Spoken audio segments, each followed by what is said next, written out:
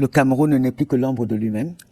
Nous avons un président qui a perdu des élections, mais à plate couture, c'est-à-dire qu'il a été battu à près de 70%.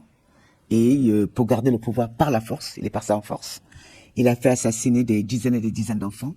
Et on voyait bien que c'était vraiment une volonté d'assassinat, ce qui m'a traumatisé. Parce que il tirait, j'ai vu des balles en plein cœur ou en pleine tête. Quand un militaire ne veut pas tuer, il a d'autres endroits, il peut tirer dans les jambes. Là, ils ont tiré vraiment pour tuer les enfants. Et c'est quelque chose qui m'a bouleversé, qui m'a beaucoup touché. Et une fois qu'ils aient eu fait ça, ils nous disent, c'est fini, on passe à autre chose. Le chapitre est clos. Comme si toutes ces vies ne valaient pas la peine. Comme si ces enfants qui sont descendus dans les rues, je l'avoue, pour revendiquer la victoire, mais ils n'étaient ni armés, ni violents, contrairement à ce qu'ils ont voulu faire croire. Et jusqu'à aujourd'hui, ils continuent à arrêter des milliers de personnes au faciès, qu'ils enferment un peu partout dans les prisons. Il y a aussi également ceux qu'on entasse dans des camions et qui meurent étouffés. Il y a ceux qu'on en ramasse, on peut même pas dire combien sont morts aujourd'hui. Parce qu'il y a le décompte de ce qu'on peut voir. Mais il y a aussi des fausses communes. Et je pense que la situation est quand même... Des fausses communes, vous avez eu des... Ouais, il y a des fausses communes. J'en ai entendu parler, comme ils l'ont fait en 1984 déjà. Ils sont coutumiers du fait de faire disparaître des cadavres. Donc, soit dissoudre dans de l'acide. Et ils avaient tué les élites du Nord, qui étaient musulmans, en faisant croire qu'ils avaient participé à des coups d'État, vrai ou faux, je n'en sais rien. Mais je sais par des amis que leur peine était mêlée à rien, mais qu'ils ont été exécutés. On venait les chercher chez eux, on les amenait, on les exécutait. Et les parents ne savent pas où sont les corps. Nous savons très bien aujourd'hui que les corps sont situés dans le sud du Cameroun, dans des fosses communes. Et en 2008, nous avons vécu la même chose avec des jeunes qui avaient fait une manifestation parce qu'ils avaient faim. On les a tous assassinés. Et je pense que cette impunité de ce régime doit à un moment s'arrêter d'une façon ou d'une autre. Puisque au Cameroun, on enferme les élites intellectuelles pour pensées subversives. Beaucoup d'élites, les élites camerounaises sont en prison parce qu'ils ont des pensées subversives. Parce qu'on dit qu'ils ont des pensées perverses. Par exemple, quelqu'un comme moi, je ne devrais pas exister au Cameroun. Puisque j'ai passé ma vie à avoir des pensées, entre guillemets, subversives, notamment en France, où je me suis beaucoup battu pour la représentation des Noirs. Au Cameroun, on aurait estimé que j'étais subversive et qu'il fallait me tuer. Donc, c'est un pays où rien ne doit dépasser, où la pensée doit être celle du gouvernement, pas une pensée libre, pas d'élite intellectuelle. D'ailleurs, c'est pour ça que le pays est en train de s'écrouler. Parce que dès lors que dans un pays, vous n'avez pas de ces élites-là qui vous disent c'est pas bien ce que vous faites, stop, arrêtez là, il faudrait se diriger à droite ou à gauche, tout pays tombe, plonge. On n'a pas connu un pays qui aurait fonctionné. Peut-être dans subversif. Non, mais pour eux, appeler déjà à manifester, c'est insurrection.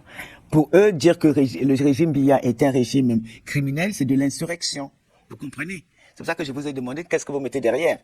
Et je ne crois pas que la Gambie, le président gambien qui lui-même a connu ce genre de hold-up électoral, puisse être méchant à l'endroit de Issa Chiroma. Mais Issa Chiroma n'est pas seul. Issa Chiroma, comme je l'ai dit plusieurs fois, c'est chaque Camerounais qui veut retrouver sa liberté, qui veut la paix pour son pays, qui veut le développement de son pays.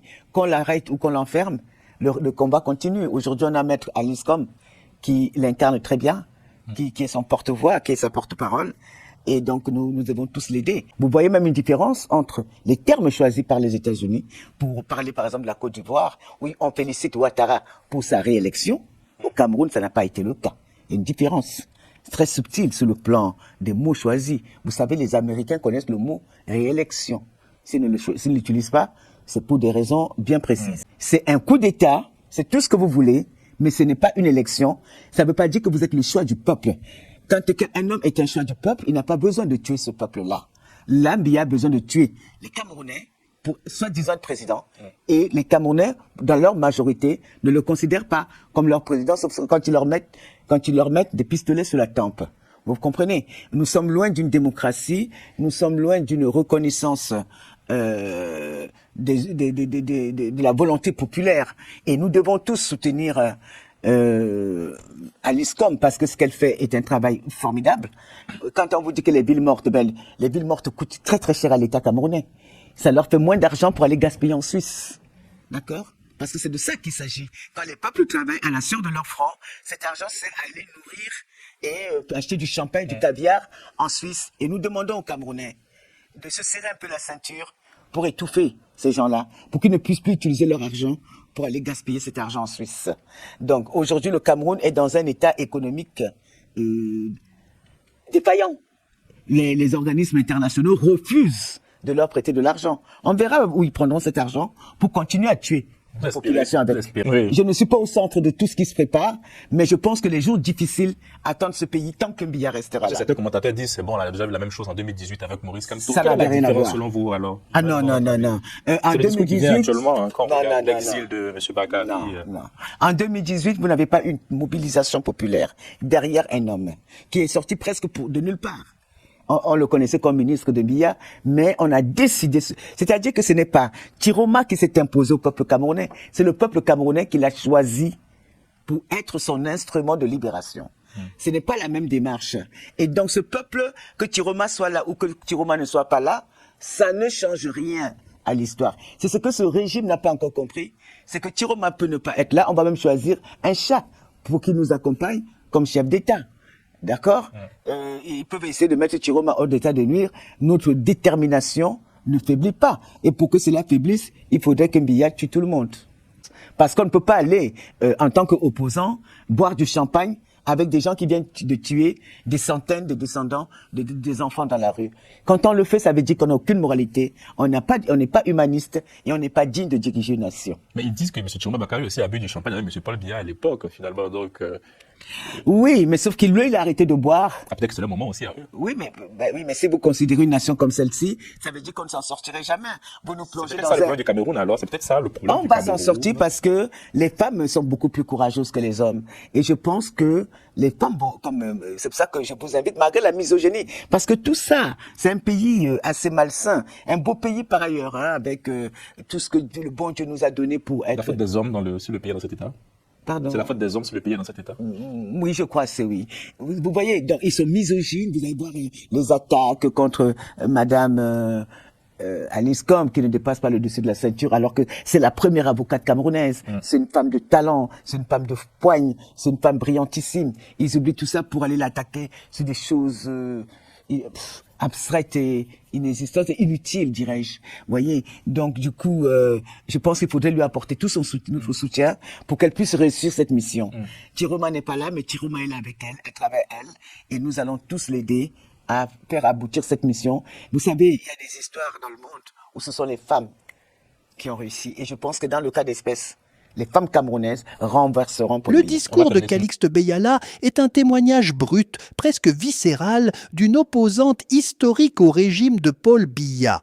Il ne s'agit pas d'une analyse académique, mais d'un cri de rage structuré, porté par 40 ans de résistance. Ce qui frappe d'abord, c'est l'absence totale de nuances. Pour elle, le régime camerounais n'est plus une dictature classique, c'est un système criminel organisé qui survit uniquement par le meurtre de masse et la disparition des corps. Elle parle de tirs délibérés dans la tête et le cœur d'enfants, de fosses communes, de camions où l'on étouffe les opposants, de dissolution dans l'acide, autant d'images qui renvoient directement au pire moment des dictatures latino-américaines des années 70 ou du Rwanda de 1994.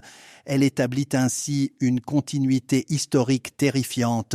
1984 avec l'exécution des élites musulmanes du Nord, 2008 avec les émeutes de la faim, 2018 à 2025 avec la contestation post-électorale autour de Maurice Kamto puis d'Issa Chiroma qu'elle transforme en symbole collectif. Politiquement, elle inverse complètement le récit officiel. Ce n'est pas Chiroma qui mène le peuple, c'est le peuple qui a choisi Chiroma comme simple instrument jetable. Elle va jusqu'à dire que même un chat pourrait être porté à la tête de l'État tant la légitimité de Biya est nulle.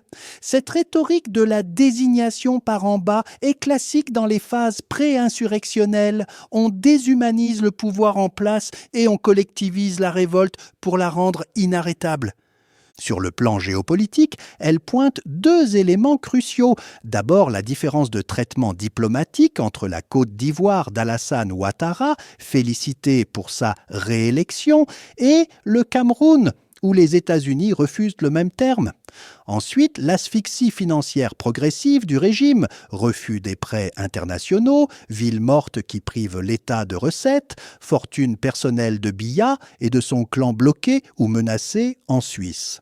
Elle voit là les prémices d'un effondrement par étranglement économique, scénario déjà vu au Zimbabwe ou au Soudan avant la chute de Bachir.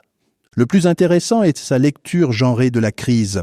Elle accuse ouvertement les hommes camerounais d'avoir laissé pourrir le pays par lâcheté, compromission ou goût du champagne avec le pouvoir et mise tout sur les femmes, incarnées par Mealis Nkom, pour renverser le système. C'est une vision quasi messianique du féminin comme ultime rempart contre la barbarie masculine du pouvoir. En résumé, ce discours n'appelle pas au dialogue ni à la réforme. Il annonce une lutte à mort. Soit Biya tue tout le monde, soit le peuple, porté par ces femmes, le fait tomber.